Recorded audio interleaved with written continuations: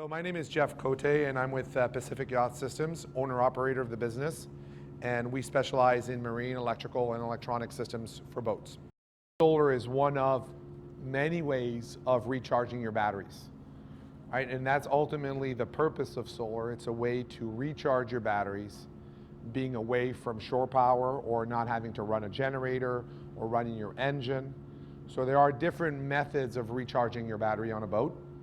Some of us have more choice than other, but if you're a sailor, for example, and you don't have a generator on board, most likely your two choices of recharging that boat is going to be the alternator when it's running, i.e. when the engine is actually turning, and then the other one is going to be maybe when you're connected to shore power, right? And you've got your charger connected and turned on. But for some other boaters, sometimes, maybe your boat is on a buoy, maybe you're cruising away from shore power a lot, and you don't have the convenience of always being connected to shore power, then you've got to look at alternative ways of actually recharging your batteries. And solar is a really good alternative, or in addition to what the other methods you might have on board. 5 years is in about, I've always wanted solar on my boat because I always had energy problems on my boat. And now that we've done solar, this is going to be the 6th year in our business that we've done solar. The results are actually brighter than pretty much anywhere else. And the reason is because here the reality is we live in the Pacific Northwest. And in the Pacific Northwest, in the summer, the days are long. And that means the sun is shining for a longer period of time.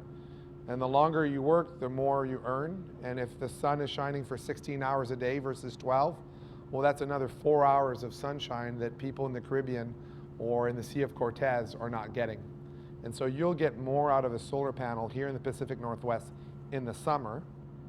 Clearly not right now. But the good thing is none of us, or very few of us, are boating right now. So the majority of us are boating in the summer, and that's where you're going to get the most benefits of solar panels. And what I'm trying to emphasize in this is solar is this clean way of recharging your batteries. And it's not about doing everything, but it might be a way for you to extend your time in anchorage from 1 day to 2 days. You might have to reduce your running your genset. I had a boat owner yesterday. He's got a generator, but he's doing solar as a way to run the generator only every other day, right? So it's not a whole replace. You're not going to take away your charger. You're not going to take away your alternator on board, but it's another method of reducing to have to run an engine or be connected to shore power to recharge your batteries. The other thing too that's really important to remember is that solar panels today, in terms of flexible solar panels or rigid, have the same similar output. Meaning a mono panel in rigid is going to be the same size as a mono panel in flexible. They offer the exact same output per surface area, depending on if you take monocrystalline cells or polycrystalline cells. The only difference is cost. A rigid panel will always provide better value and better price point in terms of dollar per watt. For instance, for people in the room, if you're wondering, the least expensive solar rigid panel you can buy is about $2.20 per watt, so $2.20 per watt. So a 100-watt panel will run you about $200, $220. A flexible equivalent grade solar panel is going to run you around $3.78, so $3.78 per watt. So you're going to pay a 50-60% premium to go from rigid to solar, like to like. Least expensive Chinese-made solar panel, rigid, versus least expensive flexible solar panel, that is your bottom. Right? It's the least expensive solar panel you can buy. It starts from there. And from there, like anything else, there's practically no limit. Right? I have German solar panels that cost up to $40 a watt, right? From $2 a watt. Like everything else, there's cars that cost $20,000 and there's cars that cost $800,000. So the question is, what do you want the panel to do? And there's all these different choices. But at the end of the day, as a boater, when you select your solar panel, know that you can actually buy a poly or a mono panel from both rigid or flexible, and they will offer you the same output. A 100-watt panel is a 100-watt panel. right? It doesn't matter. It's like, what's heavier, a ton of bricks or a ton of feathers? They're both a ton. One just takes more room than the other, but mono is mono and poly is poly regardless. We talked about this a little bit before, and I want to emphasize when you're going to go on forums and you're going to hear a lot, first of all, on the internet, there's a lot of great things on the internet and there's a lot of negative things on the internet. There are so-called experts that have played one game of golf, that know everything about golf and are sharing their information about golf to everyone that wants to listen. So I use the golf analogy because golf is a good example, because you're not going to be good at golf because you played golf once. And because you own a boat and you did a single solar panel installation, you cannot extrapolate that experience of one and you are now suddenly the god of electrical. But they truly believe that they are, right? If you ask them under a lie detector, they would tell you they know everything about everything, including the single panel that they put on their boat and RV, and they are sharing their gospel to everyone that wants to listen. So be careful, because there's going to be a lot of people that are going to tell you that solar panel isn't useful, doesn't work, doesn't give you good output, but they might not, first of all, have installed it properly, second, know what they're doing, or they're using it in maybe not the right application. Having done hundreds and hundreds and hundreds and hundreds of solar panel installations, I can tell you that here in the Pacific Northwest, in the summer, solar panels offer unbelievable value in terms of what you put in and what you get out.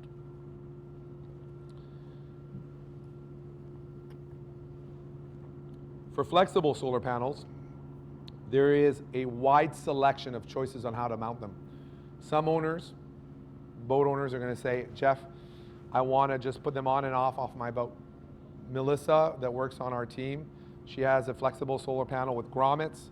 She's got a power boat. She puts it on the sun deck where cushions are generally on a bayliner or a sea ray at the front, puts it out, takes it out sometimes when she needs it.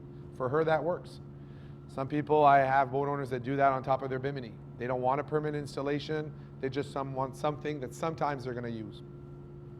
On my boat, this is the picture of my boat up in Teneridos in Desolation Sound. In the background, I install my panels permanently. On my boat, I installed them 5.5 years ago. I've never taken them off the boat. They're zippered on all 4 sides. I've been in sustained storms of 55 knots because I sail all year round. So I'm in November when there's storms. Generally, every weekend I'm on a boat. And I've been in sustained in Smuggler's Cove, 55 knots sustained, and my panels didn't move. I mean, the rigging was pumping, but my panels were fine. So you've got Velcro, you've got zippers, you've got snaps. I have some owners that actually have hard dodgers. They might have hard biminis. I've got a lot of power boaters that we're installing the panels directly onto hard surfaces. You can either, literally, you can buy the solar panel peel and stick. In our booth upstairs, if you're wondering, later on, come up 322. We have about 20, 25 panels, and there's one where you've got a peel and stick option. So if you've got a hard surface and you don't want to mount anything, make holes onto that hard surface, you could actually glue it on. So there's all these different choices where you're going to decide how are you going to mount that solar panel. So here's a hardtop installation on a big power boat. Now with rigid solar panels, things are a little easier assuming you have a place to mount them, right? That could be a challenge. But a lot of boat owners sometimes have hardtops that can mount. They might have an arch. An arch is a good way to mount a solar panel. I have a boater that went to the Sea of Cortez, and he didn't have a bimini, tiny Dodger, sort of like a Hans Christensen type of boat. And we installed the solar panels on the rails, right? And they lift up, come down. There's other owners that are going to install the solar panels directly onto the hardtop. Obviously, with rigid, you need to have a little bit of an air gap. You can't mount the panel directly onto a hard surface. There needs some sort of air circulation. The flexible solar panels don't need that. They can be literally right onto a surface with no air separation. So that's the advantage of flexible. It's just the way that they're different, completely different cells. That's why the cells are more money. I mean, at the end of the day, nobody, as much as we think that everyone's getting rich with marine, if you want to get rich, you don't go in the marine world. You go in the consumer world where something is going to be sold, mass produced, and everyone wants one. Marine is a very, very tiny little market, and so there is no high profit. These companies like Gioco or Solbian, nobody's got a mansion somewhere living off, you know, the reaps of their efforts. It's very, very low turnover, right? There's not that many things that get sold. So in flexible panels, the cells on Solbian and Gioco line were actually built in Germany, and they're a type of cell that doesn't need any breathing room, because these panels, a lot of people are actually mounting them directly onto structures. They don't have, like what we do, we might mount them onto canvas, which is, you know, obviously going to offer some breathability, right? But a lot of, for different applications, they're directly gluing them right onto a structure. So those cells need no cooling. They can't afford to have cooling required underneath. So here's an example of a boat owner putting one panel on one side of the Dodger, so that if there's shading, right, like on my boat, that's what I did. I have a panel on the port and a panel on the starboard, so I don't have constant shading. Now, some other boat owners, and I'll show a picture later on, they chose to install one large panel and simply move the boom over when they're at anchor, right? They'll take the Traveler and they move it one side or the other. It's a choice, right? They're okay with that. On my boat, I'd rather not move the Traveler, because I always assume my boom to be directly overhead, midship of my boat, and when I come out of my cockpit, I stand on the other side. If I move my boom to either, I would literally go, I'd have a concussion guaranteed every day. So I assume that my boom on my boat is always center. I never stand when I walk out of the cockpit from the middle. I always go to the side. But some people, you know, have a better memory than I do, and so they don't worry about those things. This is only a subset of the panels that are available. We have 6 lines of solar panels in our business. There's probably 70, 80 panels, and that's not all the solar panels that exist. That's still a subset of all the panels that exist. So what I'm trying to convey here is that there is a panel for you for the application and the space you have available on your boat, right? So it's a little bit like, I remember when I was a boy and I played Tetris. You're trying to line up, maximize the space. It's all about measuring your available space and then looking at the wide selection of panels that are out there and finding one that fits the available square area that you have. And that square could be a rectangular, could be long and skinny, it could be evenly perfect square. Whatever it is, there's going to be a panel that's going to fit the available space that you might want to install a solar panel on your boat. So now that we've covered the fact that in British Columbia panels give you really good output, covered the fact that you've got a wide selection of panels to choose from in selecting the array, you're going to face a choice of going mono or poly. I would say that from a price perspective, a poly panel will always be less than a mono panel. Meaning, a 100-watt poly is going to be a bigger panel than a 100-watt mono. A mono panel is more efficient. Efficiency means they can be smaller and still give you 100 watts. So why would one choose one over the other? Well, it simply depends on how much real estate you have. I have power boaters, and so about half of our boat owners are power boaters now that do solar. I might have a power boater that has a Grand Banks 47, 42, doesn't matter. It could be a Bayliner 4788, 3988. They've got lots of canvas on top of their bimini. Wide beam, canvas could go 15 feet, 10 feet over the cockpit. That's a lot of surface area, way more than I can find on a typical boat or sailboat.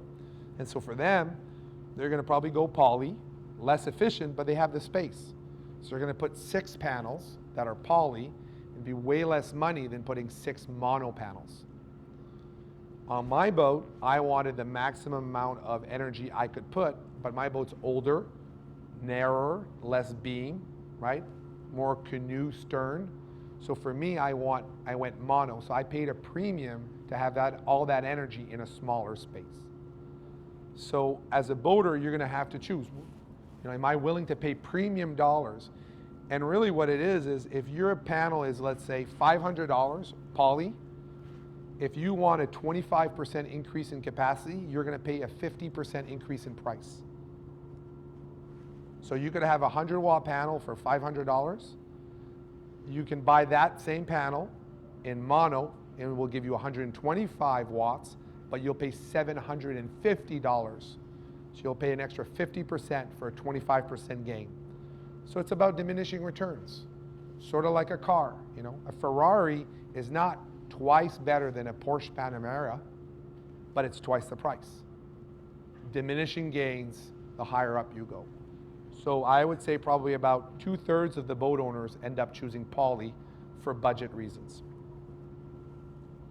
This is, by the way, this presentation is going to be available on our website under media as a PDF. So if you're curious and you're not feeling like taking notes or remembering everything, you're going to be able to rehash this information later. So to recap, a mono or poly panel can be both 100 watts. The poly panel is going to be bigger for giving you that same 100 watts. This is an example of a powerboat with some solar panels on the bow. And for some people in the room, they might be wondering, what is the ideal inclination of a solar panel on my boat? Right? I get that all the time. Assuming you do not have slave labor on your boat, and you are the one that needs to move the panel all the time, what I say to people, if you're not willing to do that, the best orientation of the panel is a panel that is parallel to the water. Evenly parallel. Now, of course, if you're into it and you have nothing else to do on your boat, I strongly encourage you to hold the panel directly perpendicular to the sun's rays at any given time. So look at the sun, hold the panel, and have it in a perfectly perpendicular angle to the sun rays. Now, how practical is that when you're swinging at anchor? I mean, like realistically, it's a full-time job, because at least a land-based solar panel install does not move. It's pretty static. The sun moves while we're moving, but everything's pretty predictable. But in the water, you're going to be swinging at anchor. So what orientation are you going to be moving that panel? Unless you're stern tied and you're constantly adjusting the panel every hour on the hour to have it the right inclination to the sun's rays, it's really not practical to do that. So when I'm going to be talking about the realistic output of a solar panel, I'm assuming you're not moving your panel and you're keeping your panel parallel to the water, and that's it. And yes, it could be better, but the time involved to make it better is just unrealistic. I'm not going to go into all the details. Honestly, there's a lot of information on that slide. Again, it's really good for handouts. What I'm trying to emphasize is that in the end, you generally get what you pay for. So when you're going to be choosing a panel, you know, the least expensive car you can buy on a used car parking lot is not necessarily the best value vehicle you can purchase. Because otherwise, car purchases would be relatively easy. We'd all go to the dealership, we'll say, what is the least expensive car on your lot? That's the one I take. Thank you very much. Unfortunately, with solar panels, what you pay for is somewhat tied to what you get. And so as a boat owner, you've got to say, am I buying a solar panel for a year? Am I buying a solar panel for 10 years? Am I going to walk on that solar panel? Where is it mounted? Do I worry about if a cell breaks and I lose the output? There's hot spots that can happen on solar panels. There's a lot of reasons why you want a quality solar panel. But again, as a consumer, as a boater, you have a wide selection. And upstairs in our booth, we have pretty much the whole gamut of different types of solar panels for every budget. This is another kind of example. Someone's installing a solar panel under a cushion on a sailboat. Expected life, certainly there's really good quality rigid solar panels, and also for the really good quality flexible solar panels. These boats are actually gluing the panels on the open 60s and 70s that do the Volvo around the world races.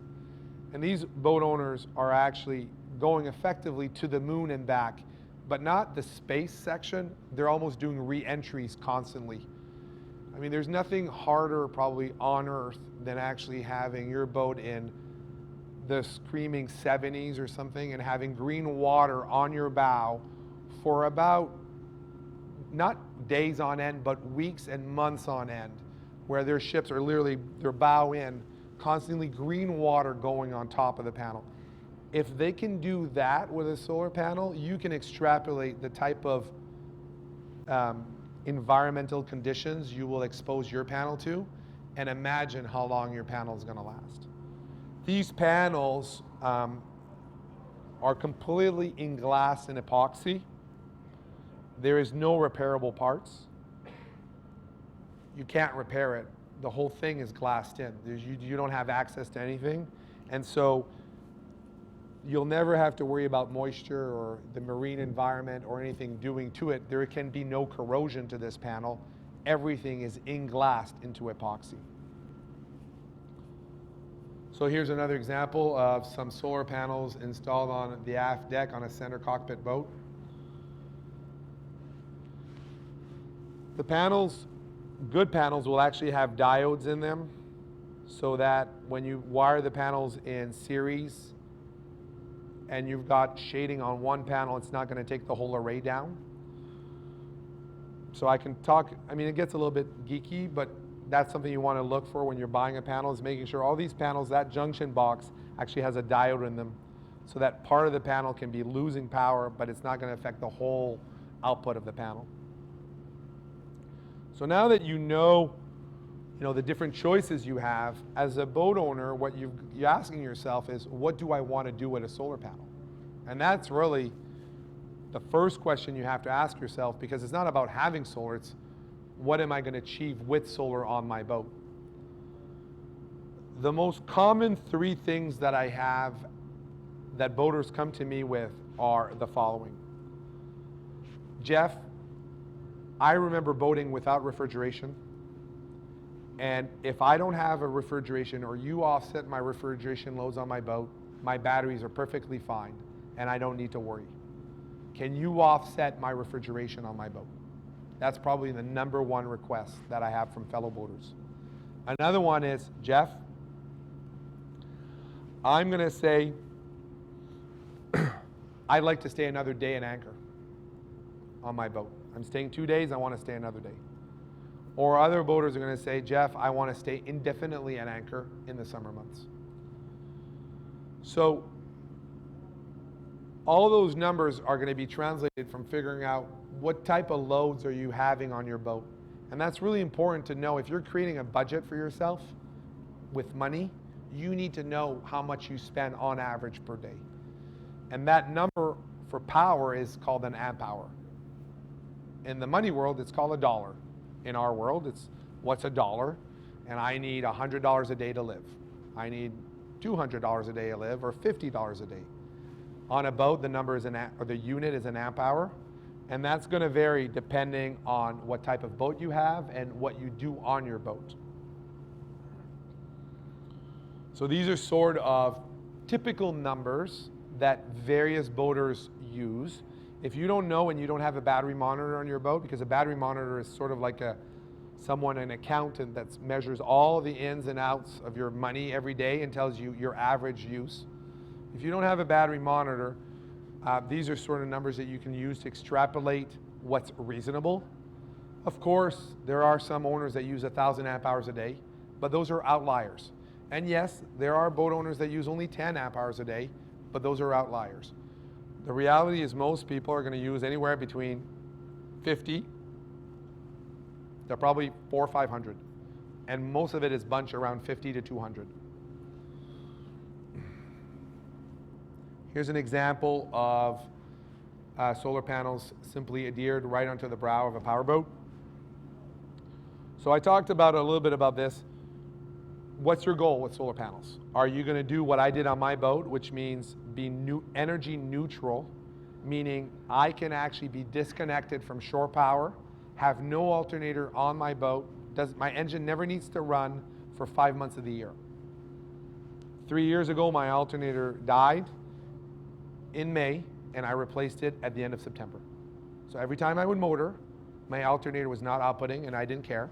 because it was the summer, and my solar array would make enough energy to offset all my daily loads, my refrigeration, my inverter, all of it, my electronics, and I could stay indefinitely at anchor. And what that meant for me is I chose to sail when I can, as opposed to motor sail, which I did all the time, because every time I would leave an anchorage, I'd have to motor sail to recharge my batteries. Because by the time I got to my next destination, my batteries would be, if I only sail, my batteries would be empty, and then what would I do?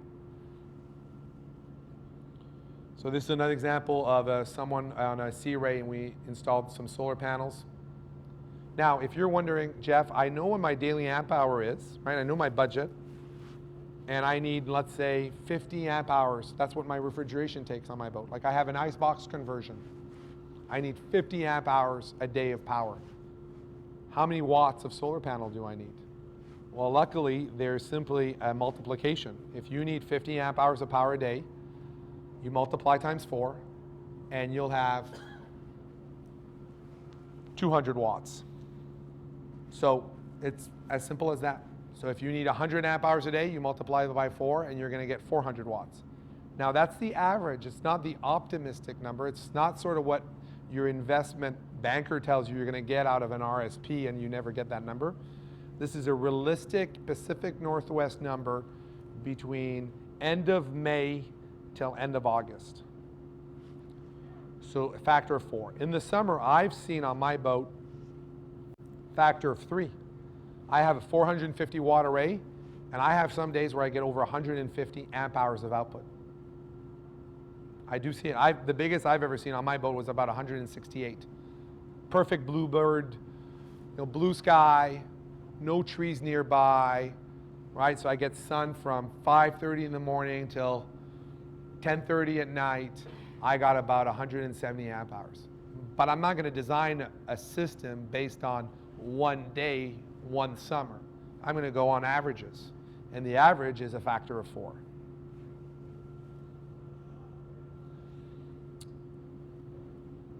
When you think about wiring this array on your boat, one of the things you're going to need is some solar wiring.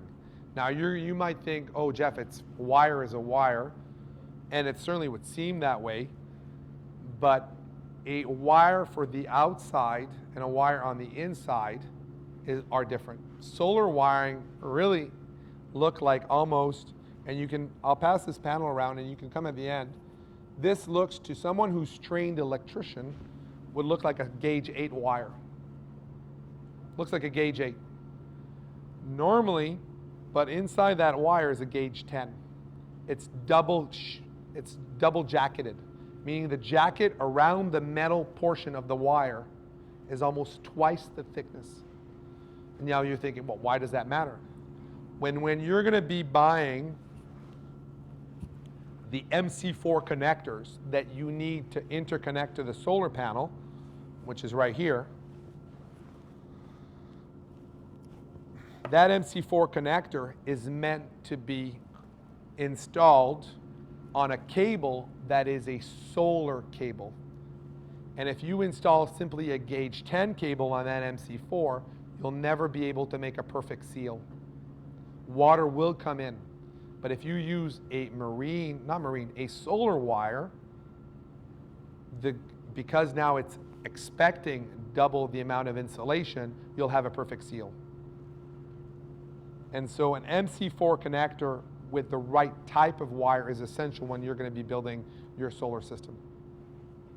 Don't use simply gauge 10 indoor wiring, marine wiring for your solar installation. So the solar panel luckily comes with male and female ends, so you can never mix it up. There's not 2 cigarette lighter ends. You can't mix it up. One's male, one's female, so one's positive, one's negative. And even though you disconnect it, when you come to reconnect it, you don't have to know which one is which. And there's a really nice little warning on that, and that's really essential. Sort of like on your boat, and even at home, you should never stop your vacuum from working by yanking the cord out of the wall. We've all done that, probably as children, and we see sparks flying. When you disconnect any electrical circuit under load, as you separate that circuit, there will be arcing in the air.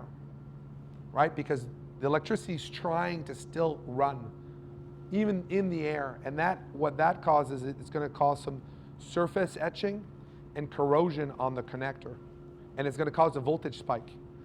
So you do not want voltage spikes on your boat. And the same reason why boat owners, before they connect or disconnect their shore power cord, they should always have the double pole breaker on their boat off, right? That's one of the advices that you read is never disconnect your boat from shore power with any loads connected. And a good way of doing that is simply turning the breaker off, right? As a way to avoid that sparking. Same thing with a TV. You don't disconnect your TV from working by yanking the cord from the wall. You always shut it off, and then you disconnect. Solar panels are the same thing. Now, a solar panel cannot be stopped from producing power. The moment it sees the sun, it's outputting. So how would you disconnect it? You put a blanket, a towel, something on top. You stop the energy. So if you have to disconnect your panel in the daylight, and no, solar panels do not output with moonlight, or they output so little that it's absolutely negligent. You're going to want to put some sort of towel, some sort of cover on top of the solar panel to disconnect it or reconnect it. So you never want to have your solar panel connected or disconnected while it's outputting or wants to output power. The next big question you're going to have to ask yourself is, am I going to wire my solar panel? Now, if you install one solar panel, it's pretty easy. But if you have 2, 3, 4, are you going to wire them individually to their own controllers? And we'll talk about controllers later. Or are you going to wire your solar panel in parallel or in series? We advise boat owners to wire their solar panels in series, which is the picture above, versus wiring them in parallel. And the reason why we recommend that is a way to offset voltage drop on the line. Voltage drop is an inherent reality of electricity. The longer the length, the more you lose pressure along that length of wire or voltage. And as a boat owner, you want to harness all the energy. Sort of, you count pennies when you should, but you definitely count pennies if you're poor. And as a boater, no one has ever too much power. And so you want to capture all that energy. And a way to do that is to minimize voltage drop. And a way to minimize voltage drop is to have a higher voltage. So when you wire your panels in series like this, the voltage keeps increasing, but the amperage stays the same. Meaning you can have a gauge 10 wire, which is this, have 100 volts, and yet the total number of amps coming down that wire is like if it was connected to only one panel. Now, when it gets converted to 12 volts or 24 volts, the amperage, of course, is going to increase dramatically, but at least the section of wiring that's going from the controller to your panel is only a gauge 10 wire. And that's really, really handy, because you then don't need large cables going to the solar panels, because there are no other MC4 connectors that take larger cable size than gauge 10. And that would be the limitation of a parallel, is ultimately you can only run 30 amps on a gauge 10 cable. So we wired always like that and always wired in series, if there's more than one panel. Now, I also want to emphasize, and we'll talk about that a little bit later with the controllers, I don't recommend that someone has an array of, let's say, 4 panels that are large panels, and each of those panels might be outputting 22 volts, to have 4 panels in series, because now you have 88 volts going into your controller. Now, you've been trained to think that nothing bad can happen to you because it's DC voltage, but that's a little bit misleading. What they forgot to tell you is nothing bad can happen to you at 12 volts DC wiring. But if you have 80, 90, 100, 120 volts of DC wiring, and you touch that controller or the wire coming from the solar panels, you will never forget that moment in your life. That is a lot of power at 100 volts. So at one point, because I mean, we're not commercial applications and we're all kind of maybe messing around our boats, and nobody expecting on a boat generally 100 volts DC, I recommend that you wire your panels in pairs in series. But if you have more than a pair of panels, maybe do port side on series, starboard side, forward in series. Start dividing the panels maybe into pairs of twos so that the voltage doesn't get too high, because nobody's going to expect 100 volts on a boat unless they know. And so that would be one reason. And the other reason is, and we'll talk about that later, when you buy a controller does not do everything. Sort of like you don't buy a vehicle that does transportation, is a bus, is a truck, is an excavator, is a family vehicle, is a 4x4. Controllers, believe it or not, like everything else, is bought for a purpose, and we'll talk about it, is bought for a specific voltage and a specific amperage. And if you're going to put one controller that does everything, that controller is going to be a lot more money than a small controller that does just one panel. So there is no massive cost savings to just have one controller. On my boat, for reasons of efficiency, I actually, because I have a lot of shading on my boat, because I have a sailboat, I installed a controller per panel. I have 6 panels on my boat, I have 6 controllers. And that is the ideal setup. Now, some of you might not want to do that and you're going to wire your panels in series, but if you have uneven shading or a lot of shading on your boat, you might have a power boat that has a large tower, right? Radar, satellite television, open array, and you're going to have a lot of shading. You're going to want to make sure that when one panel is really, really shaded, it doesn't affect the outputs of the other panels. And a way to do that is to have each panel regulated on their own with their own controller. And the other reason why you might want to do that, and certainly for me, is about redundancy. I don't want to have all my eggs in one basket, because I count on solar now. Solar is not a gimmick on my boat.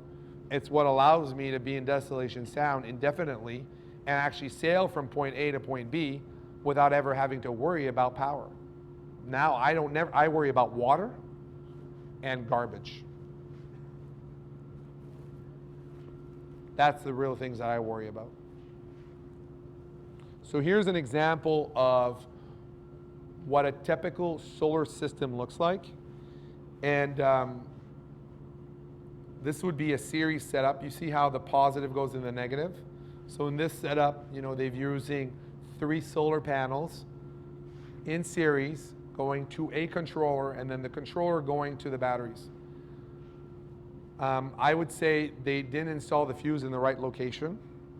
The fuse is too close to the controller in there. A fuse always has to be pretty much located at the source of power. And the endless source of power on your boat is not the sun. This array will never make more than 65 watts.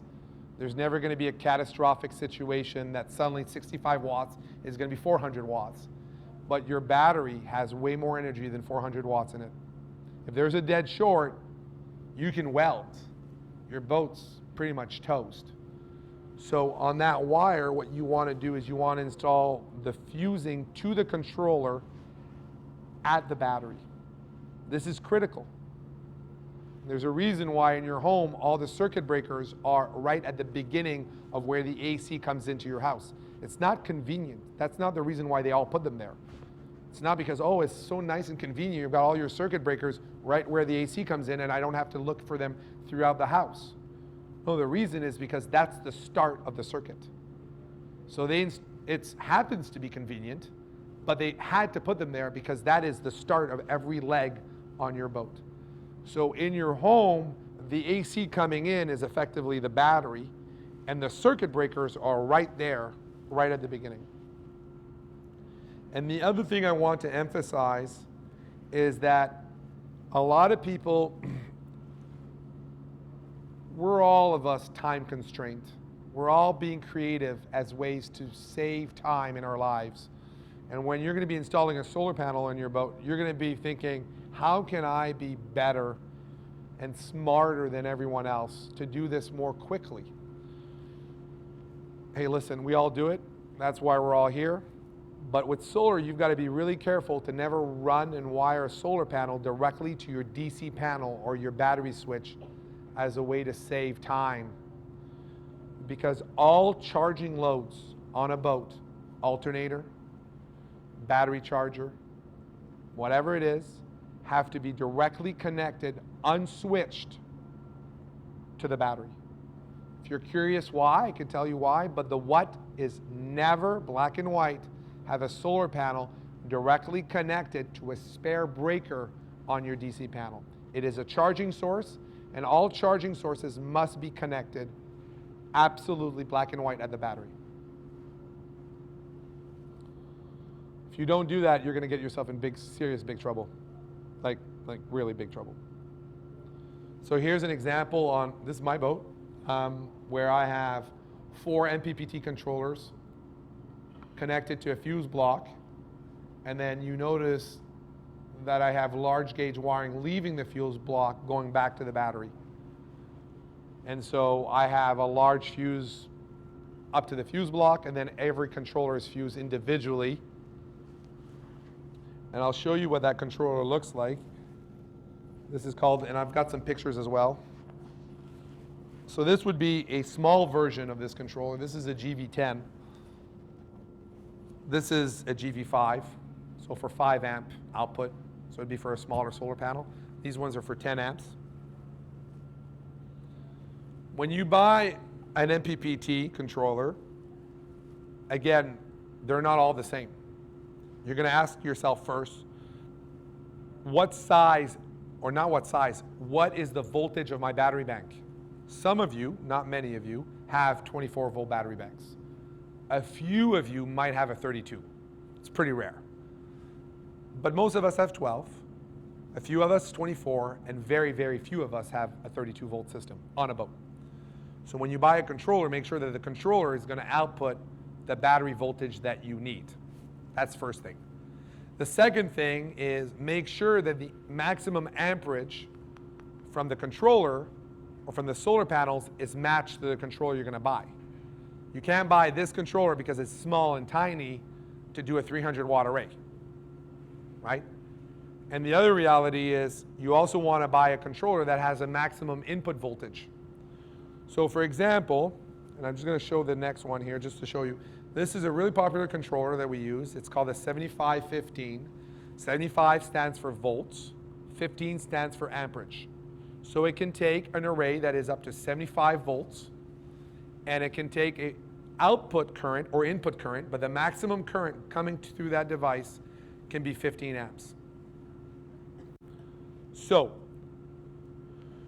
you can have an array that's connected through it that's going to be up to 75 volts. And I get this all the time. People tell me, but Jeff, how does 75 volts go into my battery? Like, how does my battery know? Well, that's what the controller does. The controller adjusts the output because the sun is outputting in the daytime. Your batteries might be full. Like for instance, on my boat, in the summer, if I'm connected to shore power and my batteries are full, I'm not disconnecting my solar panels. My solar panels are on all the time. They're on right now, they're on all the time. And my batteries might be full, so my solar panels need to be regulated. They need to be throttled because my batteries might be full. And so what the controller does is it looks at all the voltage that's coming through the solar panel, and it says, you know what, your batteries are full. I'm going to open the circuit. I don't need to do anything to the batteries. The batteries have what they need. And it's going to convert the voltage, which on some panels might be between 18 to 22. Some panels, it's actually, believe it or not, it's 6 to 10 volts. And it's going to either convert it up or convert it down. So there are controllers like this for boost, meaning they take a solar panel. I had a boat owner that knew everything. So, you know, infused with knowledge, very specific, and didn't want to buy a boost controller because he thought it didn't make sense. So he bought panels from us, but he was insistent on buying his controllers were going to be Victron. Victron doesn't sell a boost controller. So he bought 4 panels, but the voltage was less than 12 volts. He wired them to 7515s, but these panels take voltage and they bring it down. They don't bring it up. So his panels never worked. So after a while, he realized that I wasn't just blowing smoke. He's like, okay, I get it. Returned the controllers to the supplier on the island, and then ended up buying 4 boost controllers, and the panels work fine. So you need to know what is going to be the open voltage of your panel, And do you need to buy a boost controller or a standard controller? And the other thing too that you want to think about when you buy a controller is what type of battery chemistry do you have on your boat? Meaning, it's most likely going to be lead acid, but is it lead acid gel? Is it lead acid flooded? Is it lead acid AGM? And on these controllers right here, which is pretty amazing, I can actually go in via USB and I can actually configure that controller to do a battery specific profile that I want. Meaning I can have the standard one, or I can actually say, I'm going to configure a custom profile and I can have this charge a Firefly battery to exactly what I want. So I can dial it in. I can decide exactly what I want. I want this bulk voltage / absorption, I want this float, and I can make it absolutely perfect. So some MPPT controllers are going to allow you to configure them, and you can decide what you want. Or you can decide preset settings, AGM, gel, flooded. And so that's really convenient, because if you have a really expensive battery bank, if you have a single car battery on your boat that's worth $100, you might not care. But if your battery bank costs you $1,000, $2,000, $3,000, $5,000, you're going to want to have a controller that is actually perfectly matched and paired to that bank, so that you don't overcharge or undercharge. And a really good way to think about it is that if I was overfed by 100 calories a day or underfed by 100 calories a day, I wouldn't feel it. I really wouldn't. But in the long run, give me 2 years, it'd be pretty much end of the world type of situation, right? I mean, I'd be either morbidly obese or I'd be completely emassive, what's that word? So skinny that I'd have no more muscles. Right. Thank you. ESL. So basically, little things matter, especially if they're repeated every day, right? So make sure you buy a controller that is perfectly paired to the battery chemistry that you have, and that potentially if you spend a lot of money on your batteries, that you can actually program exactly what that battery wants. Here's the example of the controller. Yeah, go ahead. Would that be if you've got like your house bank and your charging bank? Would that know which to send like your smart charger? No. So, yeah. So the question would be, I think I'm going to try to repeat the question. Is it going to know where to send power or what to do because your smart charger is configured? Your smart charger on your boat, if you have one, is a completely standalone island doing its own thing and its own brain for the batteries. You could have wrongly configured that to flooded, and you could have your controller charge properly to AGM. Or you should have both to AGM if you have an AGM battery. And the controller, by the way, is a single output device. It doesn't do multiple battery banks, right? So, meaning a battery charger can have 3 legs. It can do battery bank 1, battery bank 2, battery bank 3. A controller is a single output device. It goes to a battery bank. And generally, you're going to put that to your deep cycle battery. And then just in closing, and I want to emphasize, when you're going to be looking at choosing the solar panels for your boat, you're going to definitely have a lot of mounting choices options, right? Stainless steel, all these L brackets, these spacers for rigid.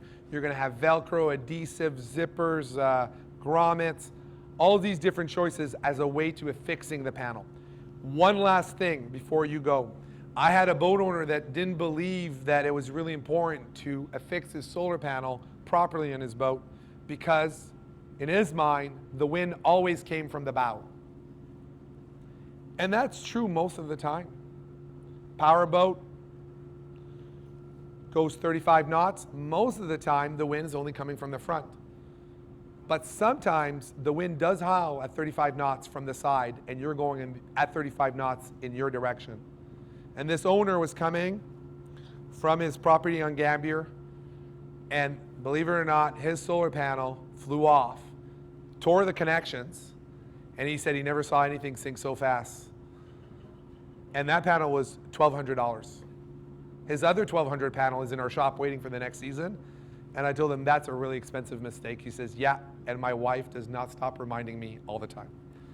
So please do not think that the wind is only going to come when you think it's going to come, and it does not only come from the front.